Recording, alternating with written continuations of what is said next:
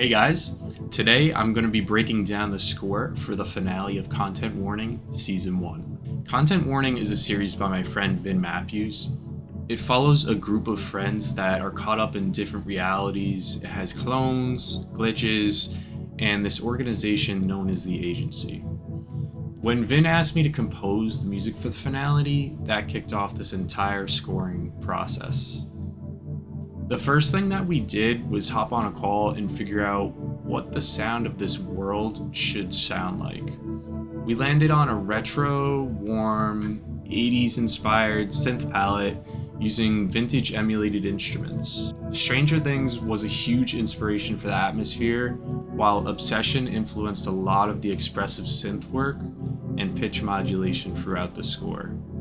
For the open credits in particular, I wanted something grand and memorable. An introduction that immediately told you this was the finale. Every character gets their own moment during the sequence, so the music had to feel larger than life while still fitting the world we had built.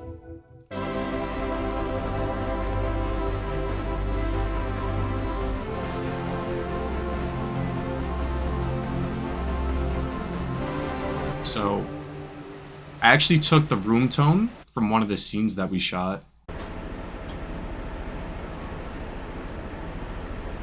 Yeah, there it is. And then I looped this in a section where there was this beeping of the control room. So we have that going. And these are used actually as drums. And I put all these effects. I put this whole chain on the side here. Because otherwise it's just so crunchy and distorted. So just playing around with different things, what sounds good, what to leave on, what to leave off. There's some gross beat here too. For repeatedly, it's an infinite repeat, and there's also a gate coming, it's cutting through the volume. That's why it's like going in and out. Let's see if without it. So it adds a little bit of that drum rhythmic movement. This one's working.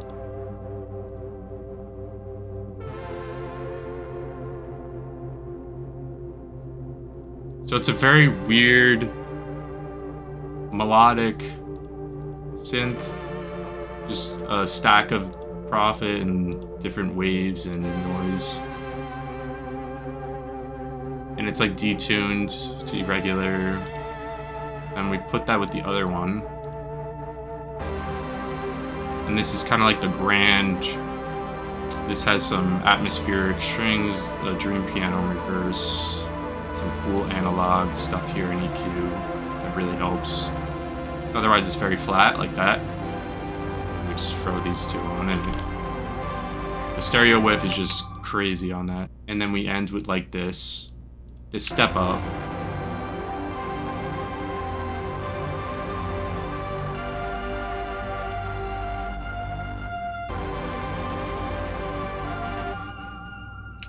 It just leaves off on this grand, like, oh, what's gonna come next? And then we cut right into scene one.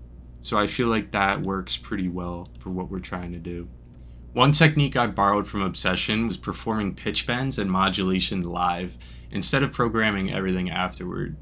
That gave the synths a more human, expressive quality that really fit the unstable nature of this universe. A big influence on this project was my own work under Irregular, where I create music and visual projects. I scored my own short film, Evil Bob, and it taught me a lot about writing music around visuals instead of writing songs first. I also took a workshop taught by Daniel Lopatin, also known as 10 Tricks Point Never, on electric music production and film scoring. One idea from that workshop has stuck with me ever since, that film music isn't supposed to be the star. The visuals are the lead singer, and that the score is the band supporting them. That mindset shaped every cue I wrote for Content Warning. Instead of trying to constantly grab attention, I wanted the music to really strengthen the emotion that was already there.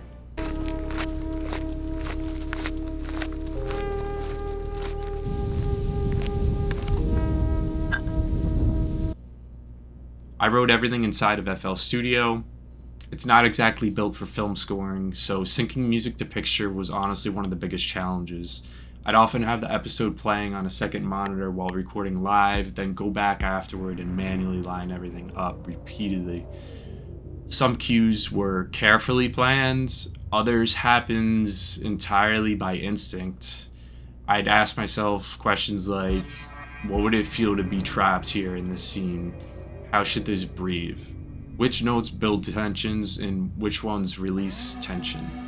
I'd record takes, edit mistakes afterwards, and slowly shape each cue into something that really felt right.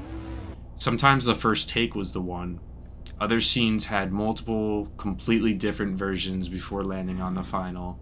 I actually ended up writing music that never made it into the episode because I got so invested in the creative process. Having alternate versions also gave Vin options depending on how he interpreted a scene during editing. One thing that surprised me was how naturally the writing came. Most of the score happened during long creative flow state sessions where I almost instinctively knew what would come next. I'd spend hours each day slowly building the project until everything started to feel connected. The Yamaha CS80 became the backbone of the score. From there, I layered vintage synths, orchestral libraries, and modern sound design to create something that felt nostalgic but still cinematic. Beyond the instruments themselves, I automated filters, modulation, effects, transitions throughout the score to help reinforce the world's glitches and instability. One of my favorite little details is that the teleportation sound when Mateo falls through the TV, that is actually my own voice. It's literally straight up me just going into the mic and making random sounds that I thought would sound cool. And then just throwing Valhalla on there, and then also some EFX. So we get this really cool teleport sound. It's like teleporting up, it's ascending, right?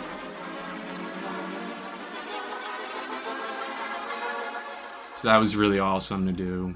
And same here, I think this is teleport down. So it's going like do instead of you can make so many cool things just with your voice. You can literally do anything with sound design. That's literally me just going boom. But sound design to sound like a really crunchy like I don't even know how to describe it. It's like bubbly. And I don't know why there's just a random, I just decided to sample an ice cream truck and make it like really horrific. But I guess because of that movie that's coming out with the ice cream and the kids, it's just very liminal and weird. I don't know why this is in here, but it just is. I was digging for samples and found that, and I'm like, oh, let me do a side quest. This is really cool teleport sound that gets used multiple times when teleporting through different realities. So let's break down this one. We got some ice freezing here. And then we have cracking ice. And it's, you know, it's all edited and stuff. So before it was just like this. But then we bring it in and we change the pitch. Speed it up. Got some water here. Fades out. This, we have some granular synth. Layered with some more granular stuff. And then we have this like weird... This is like a car accident. It's kind of more like a flatline noise. Yeah. Okay, so I took like a... I took the flatline section and looped whatever was like static noise, whatever would be like a good loop section. I think the end there. And I just used that. And then next we have that thingy. I don't even know what this is. Yeah, okay, that, and just made it last longer. and this really cool like PS1 vibe, echo. It's like Phantasy Star Online. So everything all together sounds like this.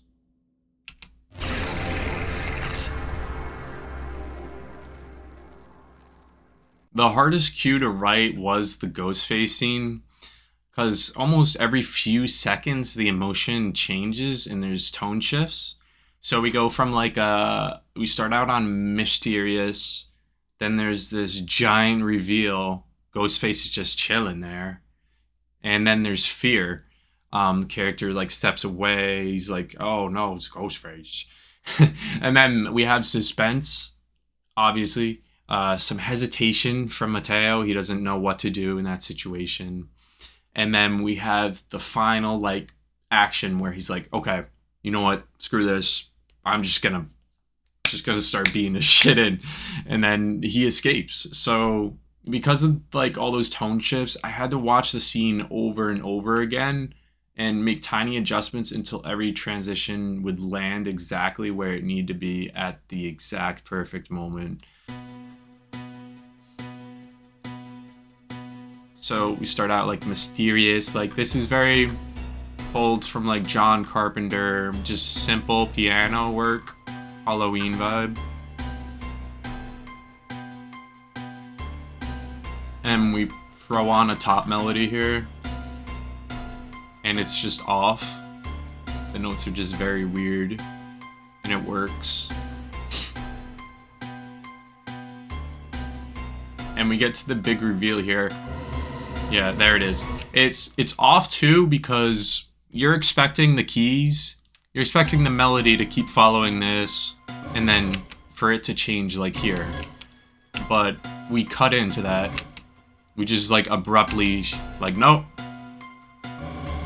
So, layered a bunch of synths down there. And they're playing all these weird chords, like I don't even know what this is. It's just a bunch of notes together that should be played.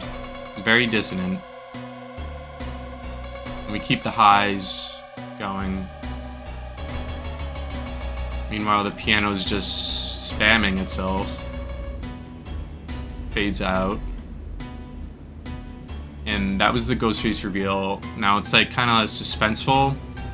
And we have the Ghostface glitching there. He's like, we don't know if he's gonna go after Mateo or not. Mateo's deciding, you know, what the hell's going on? What should I do? So we just gotta kind of, musically at this point, just trying to keep it interesting, not repeat itself, but also keep the same tone, which is challenging. And we have a slider up, so we're pitching up. And then we got this thingy-mabobber coming in, which is like, woo.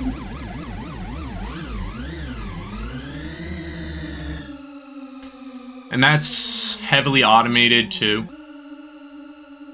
Like we'll see and hear the LFO and everything. So if we change this, you'll hear it.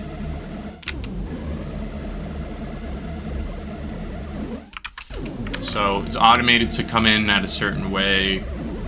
And then we also have this down here. I took this, I had this sample that I made. And then I just cut this up, so it's kind of more like, I pitched it and then changed the time stretch. You kind of can't really, you don't notice it. It's one of those things that you subconsciously hear in the background, but it doesn't stick out because it's in the mix a certain way.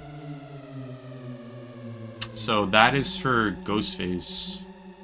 And we have that fade out. He's just going into, then he goes into Minecraft. So it's more of a chill song after that. It works. Those two transition very nicely together. Okay, here's the project file for the Minecraft edit. Now this song, when Vin sent it to me, he's like, this is a song that's in the scene. Can you change it or edit it to fit the tone, the, you know, the vibe more? And I was like, this song is so beautiful. Like, I don't know how I can make this even any better or change it. Like, it's already perfect.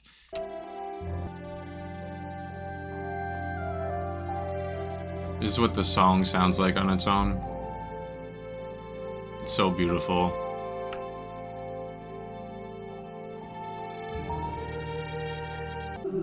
We have 3 tracks of the same song here, and you may be wondering, why do we need 3? Well, because, silly, they're each doing their own thing.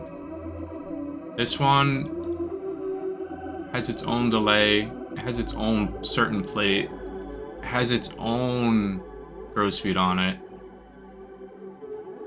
Going into the master, which then has another delay plate, all this stuff, it has effects on the master. So, and then we look at track 2. This has its own effects before going in the master, and then track 3 as well has its own specific effects. And these effects are automated throughout the track at certain moments. And they're also mixed in a certain way, so you don't fully hear the effect. So it creates this blend of noise where it's like your ears just feel it, but it's not super obvious and punching you in the face. Like if we turn this all the way up,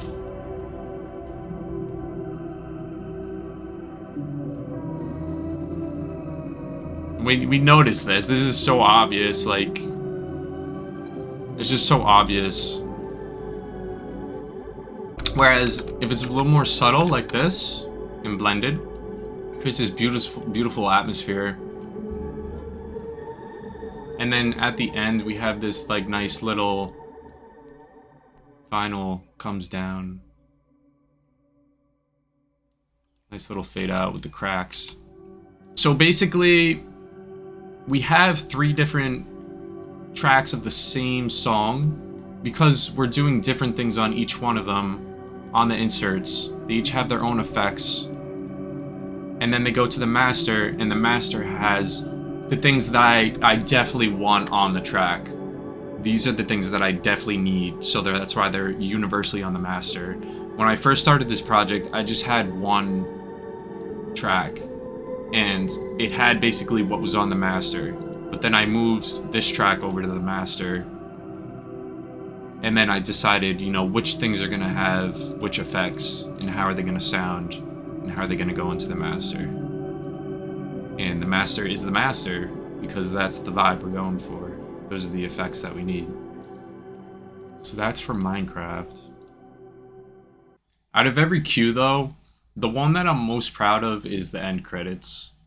That theme actually started like years ago as a demo while I was working on a space themed EP with my friend called Jeff's Landing. It was really satisfying finally finding the perfect place for that idea. So here it is.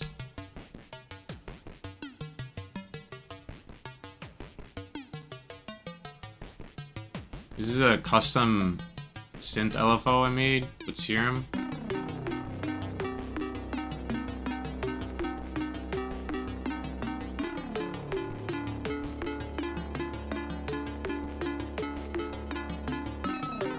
And it's just very simple pattern.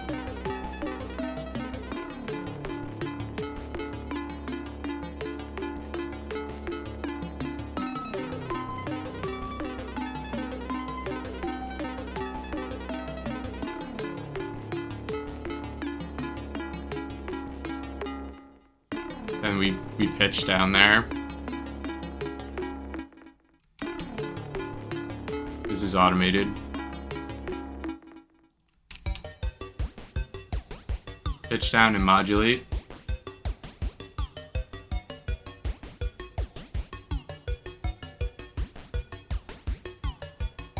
We automate the LFO here.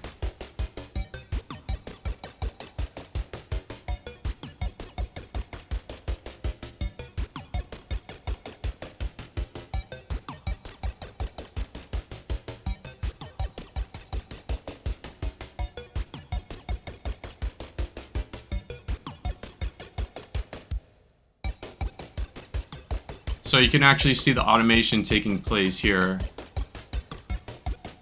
It's doing really weird things on the course pitch and on the rate of the LFO itself. That's how fast we're going through here, from left to right.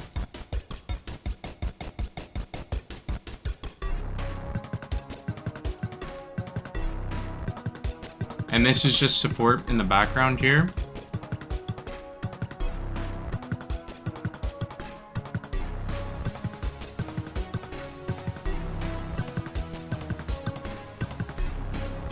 And then I layered the support with Jupiter, but this has a longer sustain so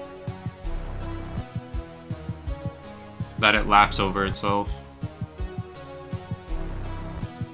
And I love these sounds, this distortion bass. So good.